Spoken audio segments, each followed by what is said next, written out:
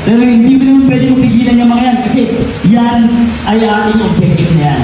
Di ba? Yan ang sabi natin, di ba? That the skillion is a combination of dynamic which aim to rule and conquer the universe. Di ba? Gusto natin. And then Article 3 ay 4 Section 3. Batas ng kapatiran. Hindi lang yan. Diba? So yun na nga po mga ka-KT Vlog. Ito na po yung pinamalengke natin kagabi. Yan na po yung pinagpuyatan natin sa Pasig. Pasuna po tayo lahat. Pasig pa yan. So yun na nga po yung mga attendees natin ng orientation. Sulit naman.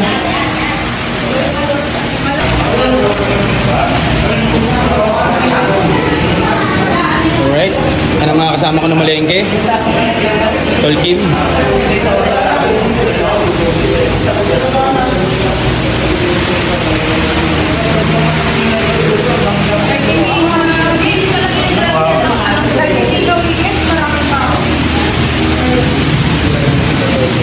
Wala na mga KT Vlog. Tayo na tayo.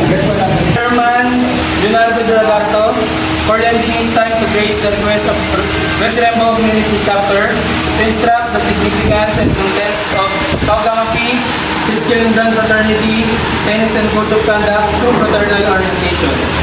Given this 6th of April 2024 at President Bo Barangay Hall, Makati City.